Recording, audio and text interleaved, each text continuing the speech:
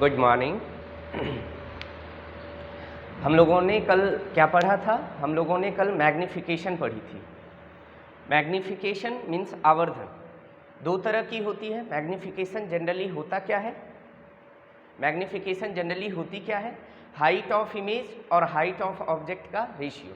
It is the ratio of height of image to the height of object. Height of image और height of object का ratio क्या होती है? Magnification होती है। अब अपन ने देखा था दो तरह के मैग्निफिकेशन होते हैं, एक लैटरल मैग्निफिकेशन या इसी को कहते हैं ट्रांसवर्स मैग्निफिकेशन। सिंपली इसी को मैग्निफिकेशन कहते हैं, जिसको स्मॉल एम से दिखाते हैं। तो स्मॉल एम बराबर एक general formula height of image HI by HO, height of image by height of object. और दूसरा फार्मूला क्या आया था? -V बाय U, जहाँ पे V क्या है? इमेज डिस्टेंस, U क्या है? Object distance. तीसरा फार्मूला क्या आया था? स्मॉल m बराबर F upon F minus U, जहाँ पे F क्या है? फोकल लेंथ, U क्या है? Object distance. चौथा फार्मूला क्या आया था? F minus V by F focal length, V क्या है? Image distance. ये है लेटरल मैग्निफिकेशन या ट्रांसवर्स मैग्निफिकेशन या लीनियर मैग्निफिकेशन या नॉर्मली मैग्निफिकेशन। ठीक, उसके बाद अच्छा ये कब हम यूज़ करते हैं लेटरल या ट्रांसवर्स मैग्निफिकेशन? ये तब यूज किया जाता है जब हमारा ऑब्जेक्ट प्रिंसिपल एक्सिस के क्या हो? परपेंडिकुलर हो। अगर प्रिंसिपल एक्सिस के परपेंडिकुलर होगा ऑब्जेक्ट तो इस केस में मैग्निफिकेशन क्या होती है? इस केस में मैग्निफिकेशन होती है, जो मैग्निफिकेशन डिफाइन होती है वो होती है लेटरल या ट्रांसवर्स मैग्निफिकेशन। ठीक, अगला आता है लॉन्गिट्यूडनल मैग्निफिकेशन। लॉन्गिट्यूडनल मैग्निफिकेशन क्या होती है? जब हम ऑब्जेक्ट को कहाँ रखते हैं? प्रिंसिपल एक्सिस के अलोंग रखा जाता है, तो ऐसे मैग्निफिकेशन को क्या कहा जाता है? Longitudinal magnification. लॉन्गिट्यूडनल मैग्निफिकेशन उसको किससे रिप्रेजेंट किया था अपन ने? कैपिटल M से। कैपिटल M बराबर फॉर्मूला आया था माइनस का स्मॉल m स्क्वायर, जहाँ पे स्मॉल m क्या है? लेटरल या ट्रांसवर्स मैग्निफिकेशन, जबकि कैपिटल M क्या है? लॉन्गिट्यूडनल मैग्नि। इसी को अपन ने ऐसे भी लिखा था V बाई यू का होल स्क्वायर। तो कैपिटल M का फॉर्मूला या तो -V बाई यू का होल स्क्वायर या कैपिटल M बराबर माइनस का स्मॉल m स्क्वायर। ठीक है, अब ये यहाँ पे नेगेटिव साइन क्या बताता है? यहाँ नेगेटिव साइन ये बताता है, यहाँ नेगेटिव साइन ये बताता है कि इमेज जो है ऑब्जेक्ट के रिस्पेक्ट में क्या है? इन्वर्टेड है, उल्टा है। इमेज जो है ऑब्जेक्ट के रिस्पेक्ट में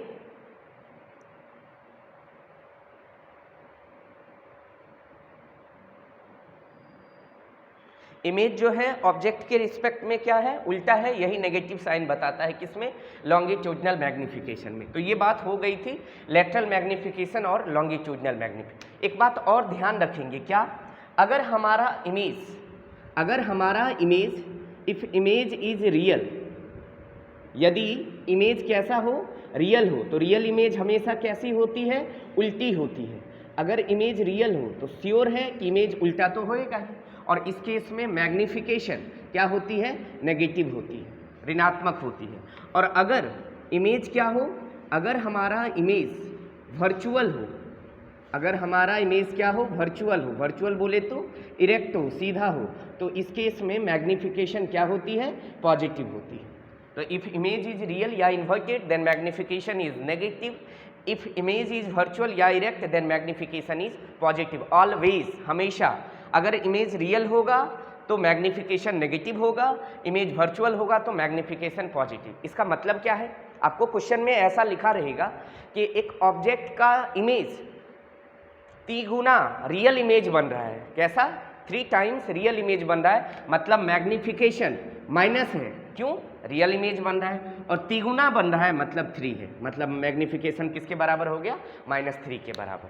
तो मैग्निफिकेशन पॉजिटिव होगा या नेगेटिव होगा, ये इस बात पे डिपेंड करेगा कि इमेज रियल बना है या वर्चुअल बना है। सोचिए, कन्वेक्स मिरर के केस में कभी वो नहीं बोलेगा रियल इमेज बन रहा है कि वर्चुअल इमेज। काहे?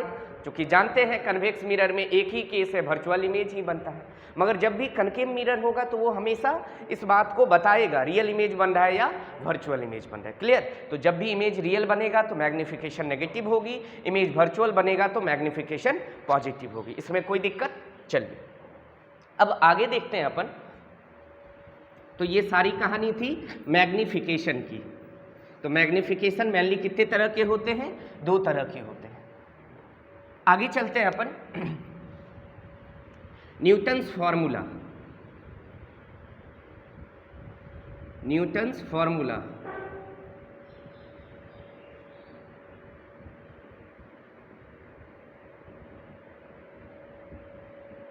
न्यूटन्स फॉर्मूला देखिए क्या है, सबसे खास बात इसमें क्या है, it is valid only for, ये किसके लिए वैलिड है, रियल ऑब्जेक्ट का रियल इमेज के लिए, मतलब ऑब्जेक्ट भी रियल हो और उसका इमेज भी रियल बनता हो, उसी के लिए वैलिड होता है कौन, न्यूटन्स फॉर्मूला। अब आप ही बता दीजिए ऐसा किस मिरर के साथ होता है कि रियल ऑब्जेक्ट का इमेज भी रियल बनाता है, मात्र concave mirror.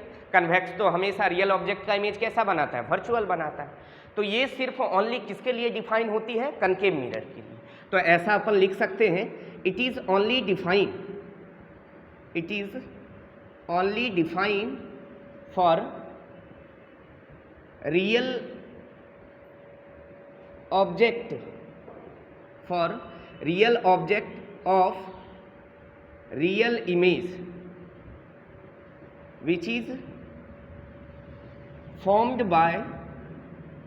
which is formed by only concave mirror, which is formed by only concave mirror। मतलब सुनिए, न्यूटन्स फॉर्मूला किसके लिए अप्लीकेबल है, न्यूटन्स फॉर्मूला इसके लिए अप्लीकेबल है कि ऑब्जेक्ट कैसा होना चाहिए, रियल, और उसका इमेज भी कैसा बनना चाहिए, रियल। और ऐसा किसके द्वारा ऐसा फॉर्म होता है, ओनली कनकेव मिरर के द्वारा। ठीक है, न्यूटन्स फॉर्मूला इंपॉर्टेंट इसलिए है कि इस पे ऑब्जेक्टिव क्वेश्चंस पूछे जाते हैं। क्या कैसे पूछा जाता है क्वेश्चन, पहले ये देख लेते हैं न्यूटन्स फॉर्मूला है क्या। तो जैसे मान लीजिए सपोज, अच्छा ये किसके लिए डिफाइन है, ये डिफाइन है कि रियल ऑब्जेक्ट का रियल इमेज बने, और ऐसा किसके द्वारा होता है, ऐसा सिर्फ और सिर्फ कनकेव मिरर के द्वारा होता है। कनकेव मिरर ही एक ऐसा मिरर है जो क्या करता है, किसी रियल ऑब्जेक्ट का इमेज भी रियल बनाता है। बाकी कन्वेक्स मिरर में ऐसी खास बात नहीं है। मतलब कन्वेक्स मिरर में क्या होता है, ऑब्जेक्ट रियल होता है मगर इमेज उसका वर्चुअल बनता है, मगर सिर्फ रियल ऑब्जेक्ट का रियल इमेज किसके द्वारा बनता है, कनकेव मिरर के द्वारा। इसीलिए न्यूटन्स फॉर्मूला, पहला क्वेश्चन इससे ये भी पूछा जाता है कि न्यूटन्स फॉर्मूला कैसे मिरर के लिए अप्लीकेबल है, कनकेव मिरर के लिए। कैसे इमेज के लिए, तो ऐसा इमेज जो रियल हो और ऑब्जेक्ट भी क्या हो, रियल हो। तो रियल ऑब्जेक्ट का अगर रियल इमेज बनेगा तो ऐसा सिर्फ कनकेव मिरर के द्वारा होता है। तो Newton's formula only concave mirror के लिए अप्लीकेबल होता है। तो देखते हैं ये न्यूटन्स फॉर्मूला क्या है। ये मान लीजिए सपोज कोई कनकेव मिरर, ये कौन है, प्रिंसिपल एक्सिस है, प्रधान अक्ष। ये कौन है, फोकस है। तो पोल से फोकस के बीच के डिस्टेंस को क्या कहते हैं, फोकल लेंथ। अब मान लीजिए सपोज यहाँ पे ऑब्जेक्ट है, तो इसमें खास बात क्या है, इसमें ये दिया हुआ है कि फोकस से ऑब्जेक्ट का डिस्टेंस कितना है, x1। क्या है फोकस का ऑब्जेक्ट से डिस्टेंस, x1। और ऑब्जेक्ट रियल है, इमेज भी रियल बनेगा, तो श्योर है इमेज भी तो इधर ही होगा ना कहीं। हम मान लेते हैं कि फोकस से इमेज कितने दूरी पर है, x2 दूरी पर। तो पहले एक चीज़ समझ लेते हैं, यहाँ पे f क्या है, तो f है focal length of concave mirror. f क्या है बाबू, focal length of concave mirror. x1 क्या है, object distance from focus, focus से ऑब्जेक्ट का डिस्टेंस। और x2 क्या है, x2 है object distance, sorry image distance. x2 क्या है, image distance from focus, image distance from focus. तो f क्या है, फोकल लेंथ, x1 क्या है, ऑब्जेक्ट का डिस्टेंस कहाँ से, फोकस से, और x2 क्या है, इमेज का डिस्टेंस कहाँ से, फोकस से। ध्यान रखना है, x2 इमेज डिस्टेंस, इमेज का डिस्टेंस है मगर कहाँ से, फोकस से। x1 क्या है, ऑब्जेक्ट का डिस्टेंस है कहाँ से, फोकस से। चलिए अब देखते हैं अपन मिरर फॉर्मूला क्या जानते हैं, बाय मिरर फॉर्मूला, दर्पण सूत्र से अपन क्या जानते हैं, मिरर फॉर्मूला जानते हैं, 1/v plus 1/u is equal to 1/f। हमने बोला था आपको क्या कि सर इस मिरर फॉर्मूला में कितने चीज हैं, 3 पैरामीटर है। कौन कौन, ऑब्जेक्ट डिस्टेंस, ये ऑब्जेक्ट डिस्टेंस कहाँ से लेते हैं? पोल से। ऑब्जेक्ट का डिस्टेंस कहाँ से? पोल से। हर एक का डिस्टेंस कहाँ से मेजर होता है? पोल से। इमेज डिस्टेंस भी पोल से, फोकल लेंथ भी पोल से। तो हर एक जो भी पैरामीटर अपने को गिवन होगा उस पैरामीटर को विथ साइन रखेंगे इस फॉर्मूला में। तो क्या अपने को फोकल लेंथ, कौन सा मिरर है? कनकेव मिरर, तो क्या कनकेव मिरर के लिए फोकल लेंथ हो जाएगा नेगेटिव? जानते हैं। ऑब्जेक्ट डिस्टेंस यू होगा नेगेटिव। अब ध्यान से समझेंगे, यू होती क्या है? पोल से ऑब्जेक्ट का डिस्टेंस। तो बोलो पोल से ऑब्जेक्ट का डिस्टेंस क्या x1 है? नहीं, x1 नहीं है। x1 क्या है? ऑब्जेक्ट का डिस्टेंस फोकस से है।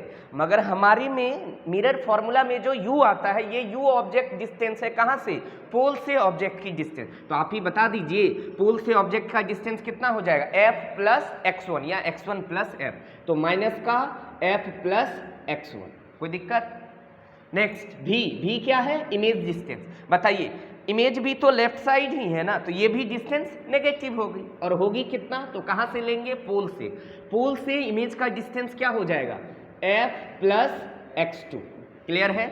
कोई दिक्कत नहीं। आइए यहाँ पुट करते हैं इस फॉर्मूला में। 1 बाय भी की जगह क्या रखेंगे वैल्यू? माइनस का f प्लस x2 प्लस का 1 बाय यू की जगह क्या रखेंगे? माइनस का f प्लस x1 बराबर 1 बाय f के जगह, फोकल लेंथ के जगह क्या रखेंगे? माइनस का f। बताइए, यहाँ तक कोई परेशानी नहीं?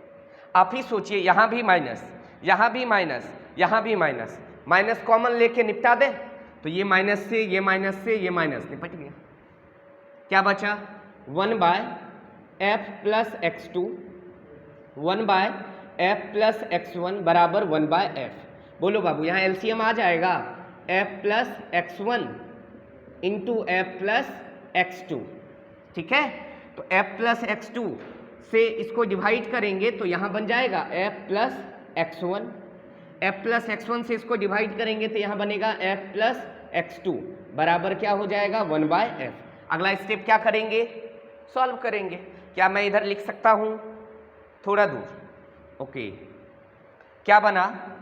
ये बना f प्लस f। नहीं, ऐसा करते हैं, क्रॉस मल्टीप्लाई करते हैं तो ये बन जाएगा f into f plus x1 plus f plus x2। ये क्रॉस मल्टीप्लीकेशन, f को इस पूरे से मल्टीप्लाई कर दिया और दिस वन बराबर हो जाएगा किसके? f plus x1 into f plus x2। क्या क्लियरली विजिबल हो रहा है? एक बार मैं देख लेता हूँ। हो रहा है? ओके। f इंटू एफ क्या हो जाएगा? f इंटू एफ हो जाएगा f square, f into x1 f x1, f into F square, f into x2 f x2 बराबर, इसको गुना कीजिए, f गुना f square, x1 into F x1 f, x2 into F x2 f plus x2 square. सही है? तो ये f square से ये f square cancel, ये x1 f से x1 f cancel, x2 f से x2 f कैंसिल। क्या बचा? f स्क्वायर बराबर x1, सॉरी यहाँ x1 x2 होगा ना, x1 into x2 x1 x2। दिख रहा है क्या पूरा यहाँ तक? ओके। तो f स्क्वायर बराबर देखो क्या बना? x1 into x2। इसी को क्या कहा जाता है? Newton's formula. चाहे तो इसी को दोनों तरफ रूट ले लेंगे तो इसको ये भी बोल सकते हैं f बराबर under root x1 into x2। तो ध्यान क्या रखेंगे? न्यूटन्स फॉर्मूला किसके लिए अप्लीकेबल होता है? कनकेव मिरर के लिए। किस केस के लिए? वो केस जिस केस में ऑब्जेक्ट रियल, ऑब्जेक्ट का इमेज भी कैसा बनता है? रियल बनता है। और ऐसा कौन करता है? किसके द्वारा ऐसा फॉर्मेशन होता है? कनकेव मिरर के द्वारा। और न्यूटन्स फॉर्मूला आई क्या? एफ स्क्वायर बराबर x1 इंटू x2। एफ क्या है? फोकल लेंथ किसकी? कनकेव मिरर की। x1 x2 क्या है? x1 है ऑब्जेक्ट का डिस्टेंस, कहाँ से? फोकस से। x2 क्या है? इमेज का डिस्टेंस, कहाँ से? फोकस से। याद रखना है x1 x2 है ऑब्जेक्ट और इमेज का डिस्टेंस ही, मगर कहाँ से? फोकस से। तो एफ स्क्वायर बराबर क्या? x1 into x2। तो f बराबर under root x1 into x2। ये है हमारा न्यूटन्स फॉर्मूला। क्लियर है? दिख रहा है पूरा? ओके, आगे चलते हैं।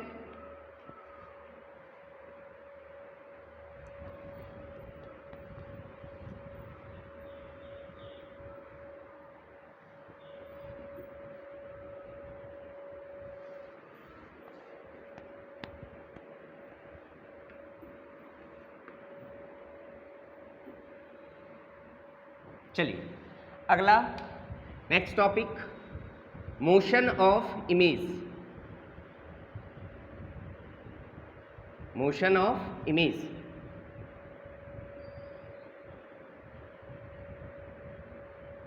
प्रतिबिंब की गति। चलिए इधर देखिए, मोशन ऑफ इमेज सुना सुना लग रहा है क्या? ये टॉपिक पढ़ चुके हैं प्लेन मिरर में। यहां क्या है?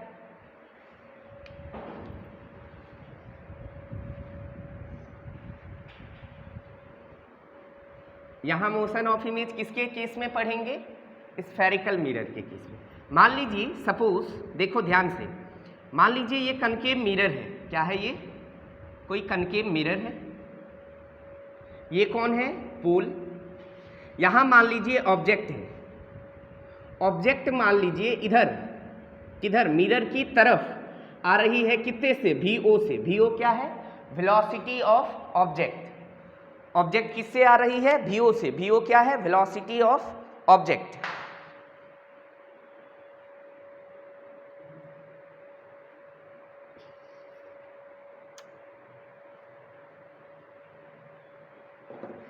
VO क्या है? वेलोसिटी ऑफ ऑब्जेक्ट, वस्तु का वेग। और ये यहाँ पे कौन रखा हुआ है? ऑब्जेक्ट। ये ऑब्जेक्ट है, तो ऑब्जेक्ट का पोल से डिस्टेंस क्या कहलाएगा? Object distance. सही बात है।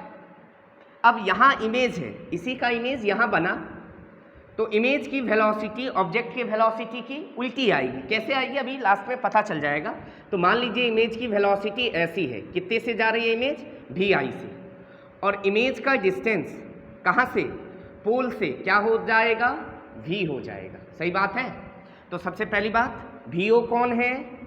VO है वेलोसिटी ऑफ ऑब्जेक्ट, वस्तु का वेग। और VI क्या है? Velocity of image, velocity of image, प्रतिबिंब का वेग, प्रतिबिंब का वेग। U क्या है? पता ही है। U क्या है? ऑब्जेक्ट डिस्टेंस, वस्तु दूरी। U है ऑब्जेक्ट डिस्टेंस, बोले तो वस्तु दूरी। और V क्या है? इमेज डिस्टेंस, बोले तो प्रतिबिंब दूरी।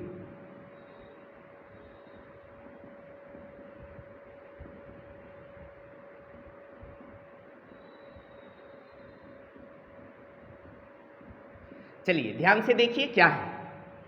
क्या अपन मिरर फॉर्मूला से क्या जानते हैं? बाय मिरर फॉर्मूला,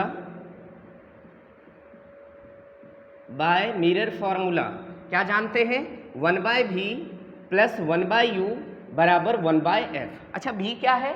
इमेज का डिस्टेंस। u क्या है? ऑब्जेक्ट का डिस्टेंस। f क्या है? Focal length. अच्छा, मैंने ऐसा कहीं कभी बताया क्या कि कनकेव मिरर या convex mirror, that is spherical mirror का फोकल लेंथ मीडियम पे डिपेंड नहीं करती है। मतलब अगर ये मिरर है, अभी हवा में रखी हुई है और इसका फोकल लेंथ मान लीजिए 5 सेंटीमीटर है, तो क्या इसको पानी में डुबा देंगे तो इसकी फोकल लेंथ चेंज होगी? नहीं होगी। मैंने बताया है ऐसा कि फोकल लेंथ स्फेरिकल मिरर के लिए मीडियम पे डिपेंड नहीं करती है। एक और बताया था, कलर ऑफ लाइट, लाइट के कलर पर भी डिपेंड नहीं करता है। मतलब अगर ये कनकेव मिरर है, इसकी फोकल लेंथ 20 सेंटीमीटर है, अगर इस पे रेड लाइट आ रही है फोकल लेंथ 20 है, इस पे ब्लू लाइट भी आएगी तो भी इसका फोकल लेंथ 20 ही रहेगा। मतलब किसी स्फेरिकल मिरर का फोकल लेंथ ना तो मीडियम पे डिपेंड करता है, ना ही कलर ऑफ लाइट पे डिपेंड करता है। क्लियर है? चलिए आगे देखिए, हम क्या करते हैं? v क्या है? Image distance. अब देखो हमको लाना क्या है? वेलोसिटी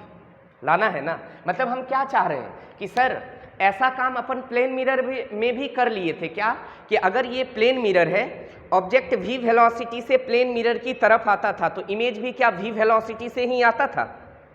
ऑब्जेक्ट की वेलोसिटी और इमेज की वेलोसिटी बराबर होती थी, बस डायरेक्शन अपोजिट होता था। जैसे अगर ऑब्जेक्ट इधर आ रही है प्लेन मिरर के तरफ, तो इमेज आएगी ऐसे, दोनों का डायरेक्शन अपोजिट होता था। तो वहाँ अपन ने रिलेशन निकाला था ना कि इमेज की वेलोसिटी और ऑब्जेक्ट की वेलोसिटी का मैग्नीट्यूड तो बराबर होता है, बस डायरेक्शन अपोजिट होती है। तो हम यहाँ भी निकालना चाह रहे हैं कि ऑब्जेक्ट की वेलोसिटी और इमेज की वेलोसिटी में क्या रिलेशन है, कि मान लीजिए ऑब्जेक्ट अगर VO से चल रहा है तो VI कितना आएगा, यही निकालना चाह रहे हैं। ठीक है, चलिए तो हम क्या करते हैं, दोनों तरफ डिफरेंशिएशन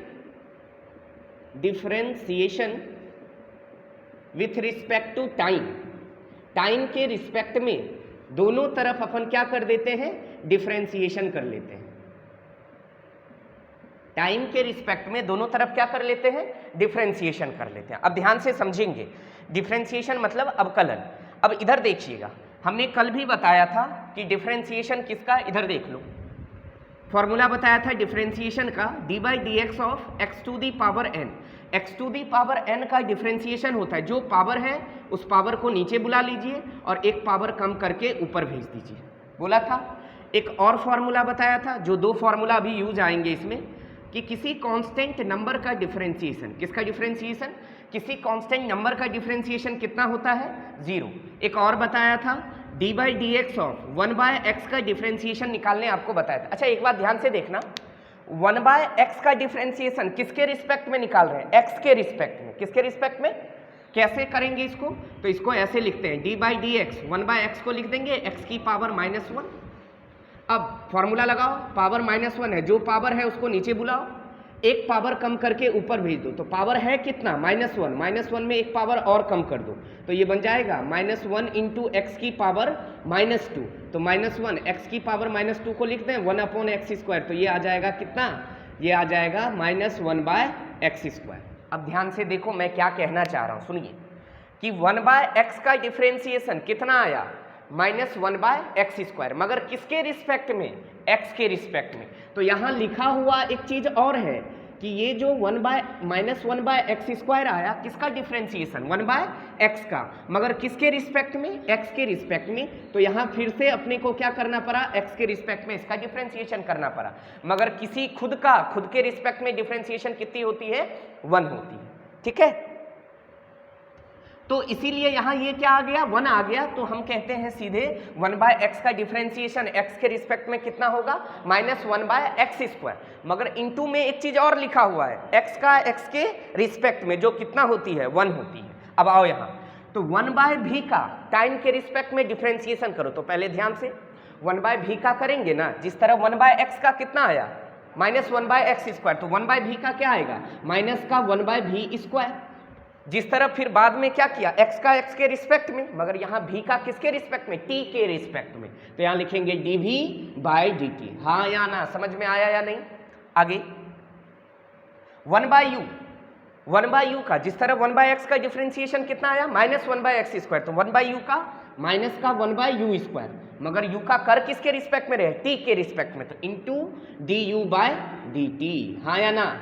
अब बताओ बाबू, क्या फोकल लेंथ में चेंज होगा, नहीं होगा, तो फोकल लेंथ क्या है, कांस्टेंट, तो 1/कांस्टेंट, कांस्टेंट, और ओवरऑल कांस्टेंट का डिफरेंशिएशन 0 नहीं, यहाँ तो बताया है किसी कांस्टेंट का डिफरेंशिएशन 0। बताइए यहाँ तक कोई आपत्ति, यहाँ तक कोई परेशानी नहीं। आगे चलें, आगे क्या बना, माइनस का 1/v² इंटू dv/dt माइनस का 1/u² du/dt बराबर क्या आ गया, 0।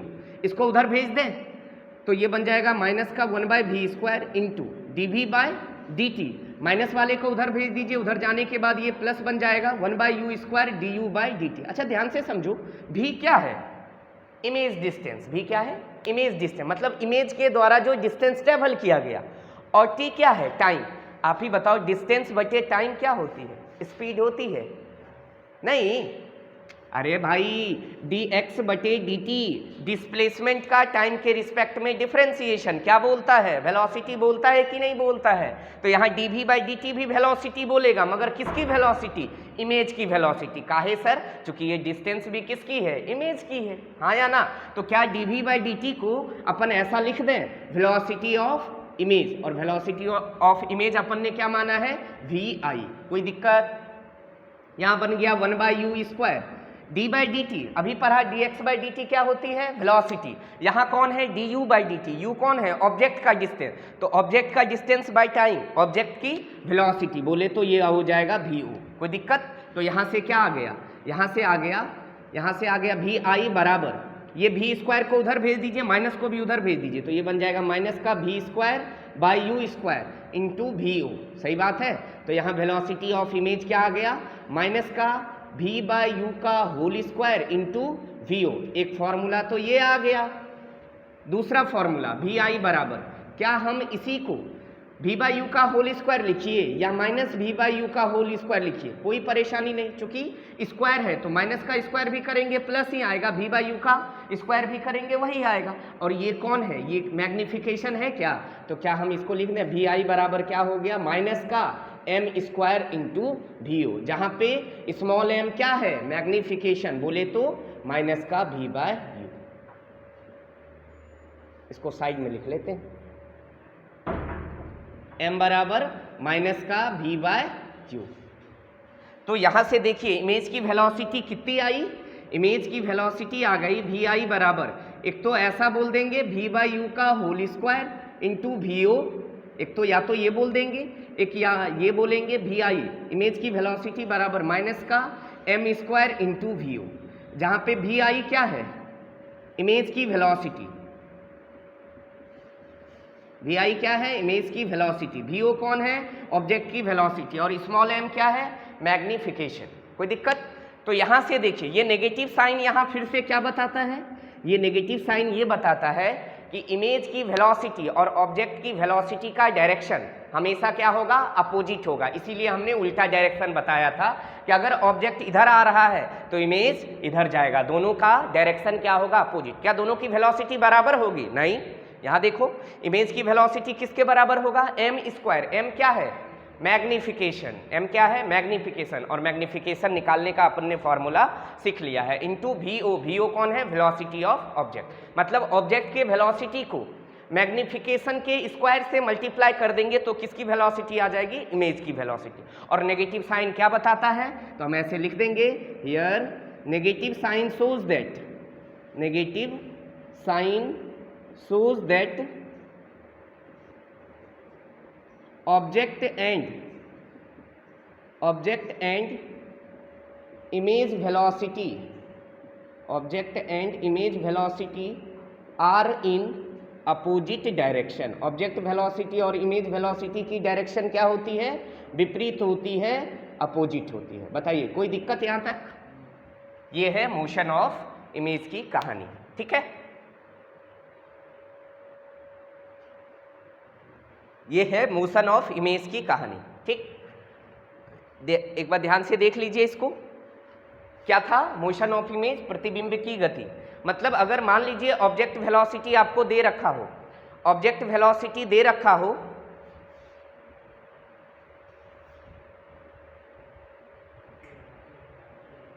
टाइम, ये क्या है, मोशन ऑफ इमेज। तो अगर इमेज की वेलोसिटी निकालनी हो और ऑब्जेक्ट की वेलोसिटी दिया हो तो सिंपल है, हमने क्या किया, मिरर फॉर्मूला लगाया, इसको क्या किया, टाइम के रिस्पेक्ट में दोनों तरफ, टाइम के रिस्पेक्ट में इसको दोनों तरफ क्या किया, डिफरेंशिएट कर दिया। तो टाइम के रिस्पेक्ट में डिफरेंशिएट किया तो यहाँ हमने आपको बताया ना 1/x का डिफरेंशिएशन क्या आया, -1/x², और इनटू में एक काम और किया, x का, ये 1/x का डिफरेंशिएशन किया किसके रिस्पेक्ट में, x के रिस्पेक्ट में, तो x के रिस्पेक्ट में इसका डिफरेंशिएशन यहाँ कितना आ जाएगा, 1। तो उसी तरह क्या किया, 1/v का डिफरेंशिएशन -1/v², किसके रिस्पेक्ट में, टाइम के रिस्पेक्ट में, तो इंटू dv/dt। 1/u का डिफरेंशिएशन माइनस का 1/u² इंटू u का टाइम के रिस्पेक्ट में du/dt। फोकल लेंथ कांस्टेंट है, इसका डिफरेंशिएशन 0 हो जाएगा। अब बताइए ये बन गया माइनस का 1/v² इंटू dv/dt, माइनस का 1/u² इंटू du/dt बराबर 0। बताइए ये कौन है dv/dt, तो अपन ऐसा जानते हैं कि डिस्प्लेसमेंट dx/dt, अगर x डिस्प्लेसमेंट है, t टाइम है, तो dx/dt क्या कहलाती है, वेलोसिटी कहलाती है। तो यहाँ v भी क्या है, डिस्टेंस ही है ना, मगर किसका, इमेज का। तो इमेज डिस्टेंस बटे टाइम, तो इमेज की वेलोसिटी आएगी, उसी को लिख दिया vi। Object distance by time, तो ऑब्जेक्ट की वेलोसिटी इसको लिख दिया u। सॉरी वी ओ, तो वी आई बराबर इसको इधर भेज दिया माइनस का V square by U square into V O. क्या इसको लिख सकते हैं वी बाई यू का whole square into V O. इसी को अपन ने क्या लिख दिया माइनस का वी बाई यू का whole square into V O, और माइनस वी बाई यू को क्या लिख सकते हैं स्मॉल एम लिख सकते हैं। अरे वी बाई यू का होल स्क्वायर कीजिए या माइनस वी बाई यू का होल स्क्वायर कीजिए, बात तो एक ही आएगा ना।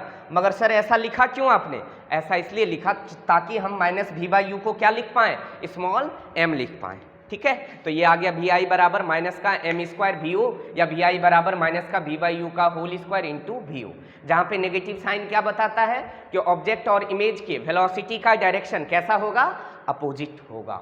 ठीक है, आगे चलते हैं। कल इन सारे टॉपिक पे अब एक या दो क्लास पूरा का पूरा किस पे चलेगा, इन सब पे न्यूमेरिकल्स करेंगे अपन। अभी न्यूमेरिकल्स नहीं किया है अपन ने, तो एकदम जीरो लेवल से न्यूमेरिकल स्टार्ट करेंगे, एकदम हाई लेवल तक चलेंगे।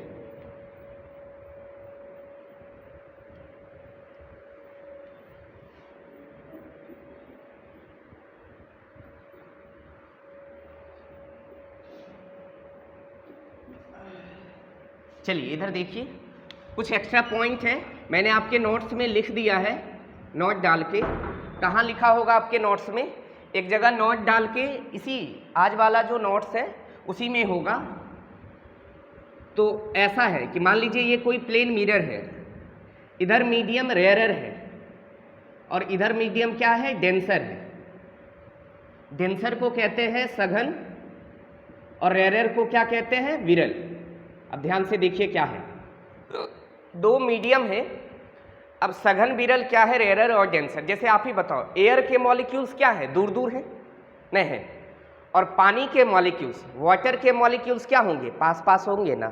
तो आप ही बताइए ज़्यादा कॉम्पैक्ट ज़्यादा डेंस ज़्यादा घना कौन है? पानी ना। तो पानी एयर के तुलना में क्या हो गया सघन हो गया, बोले तो डेंसर हो गया, और हवा क्या हो गया रेयरर हो गया। पानी एयर के तुलना में क्या हो गया डेंसर, जबकि हवा क्या हो गया रेयरर। समझ में आया? तो दो मीडियम है, एक डेंसर और दूसरा क्या है रेयरर। तो अगर कोई इंसिडेंट लाइट रे किसी प्लेन मिरर पे आ रही है, प्लेन मिरर या किसी सरफेस पे आ रही है, जिस सरफेस के एक तरफ क्या है रेयरर मीडियम दूसरे तरफ क्या है डेंसर, मतलब ऐसा कहा जाता है कि अगर किसी इंसिडेंट लाइट रे का रिफ्लेक्शन किससे हो रहा हो डेंसर मीडियम से हो रहा हो, तो रिफ्लेक्टेड रे का फेज में चेंज कितना हो जाता है पाई से चेंज हो जाता है। ये क्वेश्चन पूछा जाता है, सुनिए क्या कि on reflection from denser medium, on reflection from denser medium phase change इसको क्या कहते हैं फेज चेंज। अरे ये फेज चेंज क्या होती है वेव चैप्टर में पढ़ाया जाता है साउंड वेव में। सुनिए क्या, जैसे लाइट भी क्या है एक इलेक्ट्रोमैग्नेटिक वेव है, विद्युत चुंबकीय तरंग है, कौन प्रकाश। लाइट भी क्या है एक वेव है। तो वेव के लिए एक डिफाइन होती है फेज। क्या डिफाइन होती है फेज। जैसे एक वेव का जनरल इक्वेशन होता है y बराबर a साइन ओमेगा टी, और दूसरा वेव कोई है जिसका हो गया a sine omega T plus five. तो ये साइन के साथ जो भी लिखा होता है ना उसी को क्या कहते हैं फेज। साइन के साथ जो भी लिखा होता है उसको क्या कहते हैं फेज। तो यहाँ साइन के साथ फेज कितना है ओमेगा टी, और यहाँ साइन के साथ फेज क्या है ओमेगा टी प्लस फाइव। दोनों को घटाइए तो कितना बचेगा यही ना। तो क्या इस फाइव को नहीं बोल देंगे फेज डिफरेंस। तो वही मैं कह रहा हूँ कि अगर कोई लाइट किससे टकराए डेंसर से, जैसे मान लीजिए ये दीवार क्या है डेंसर मीडियम हुआ कि नहीं, तो लाइट आ रही है कहाँ से एयर से, मतलब रेयरर से आ रही है, और टकराई कहाँ से वॉल से दीवार से, तो दीवार क्या हो गया डेंसर। तो टकराने के बाद जो रिफ्लेक्टेड रे होगी उनमें फेज चेंज कितने का आएगा, मतलब इंसिडेंट लाइट रे ऐसा था कुछ भी, मान लीजिए इंसिडेंट लाइट का इक्वेशन ये था, तो रिफ्लेक्टेड लाइट का इक्वेशन क्या होगा ऐसा होगा कि इसमें एक्स्ट्रा क्या आ जाएगा पाई आ जाएगा। पाई का मतलब 180। तभी ना देखिए इन दोनों को घटाइएगा तो क्या आ जाएगा omega T plus pi minus omega T. Omega T से ओमेगा टी कट गया, कितना बचा पाई। तो ये पाई क्या है फेज डिफरेंस।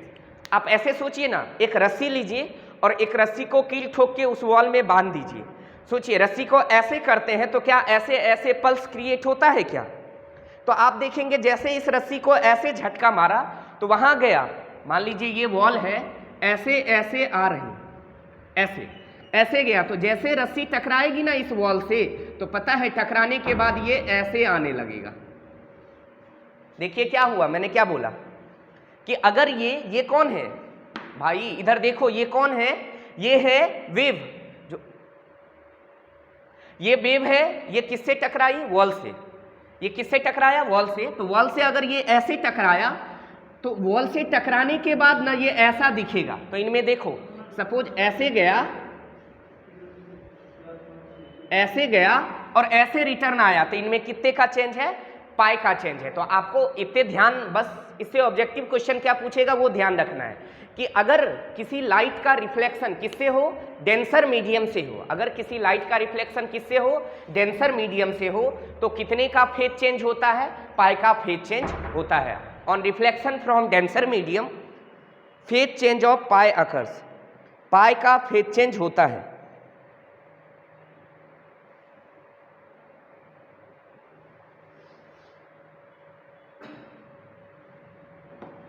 जब भी रिफ्लेक्शन होगा किससे, डेंसर मीडियम से, तो फेज चेंज कितने का होगा, पाई का होगा। मैं लिख दे रहा हूं, ये आपके नोट्स में कहां लिखा हुआ है, मैं बोल दे रहा हूं, ये आपके नोट्स में लिखा हुआ है जहां पे हमने मैग्निफिकेशन का तीनों फॉर्मूला पढ़ाया है। लेटरल लॉन्गिट्यूडनल के बाद एक जगह मैग्निफिकेशन का फॉर्मूला के नीचे लिखा हुआ है आपके नोट्स में नोट डाल के, क्या कि on reflection from denser medium, on reflection from denser medium phase change of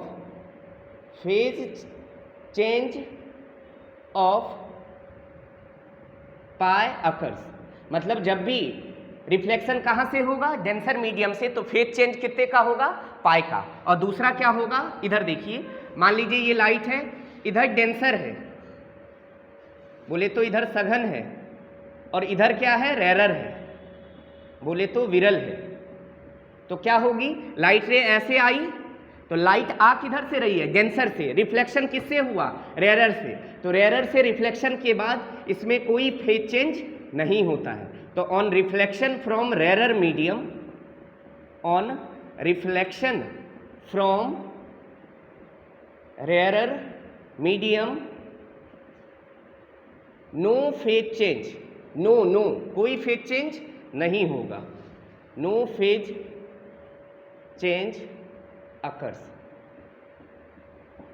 जब भी रिफ्लेक्शन किसके द्वारा होगा, रेरर के द्वारा, तो कोई फेज चेंज नहीं होगा, और डेंसर के द्वारा रिफ्लेक्शन होगा तो कितने का फेज चेंज होगा, पाई का। कितने का फेज चेंज होगा, पाई का। आज के लिए यहीं तक रहने देते हैं।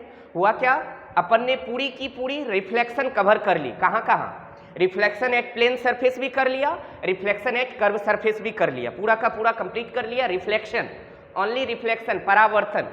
अब इस पे एक या दो लेक्चर में अपन सिर्फ अच्छे क्वेश्चंस करेंगे, एकदम जीरो लेवल से हाई लेवल तक के क्वेश्चंस को अपन कवर करेंगे। उसके बाद फिर अपन स्टार्ट करेंगे नया topic, ray optics and optical instrument में ही क्या, रिफ्रैक्शन, बोले तो अपवर्तन। अभी क्या पढ़ रहे हैं अपन, परावर्तन। अब पढ़ेंगे रिफ्रैक्शन। ठीक है, आज के लिए यहीं तक रहने देते हैं। Thank you.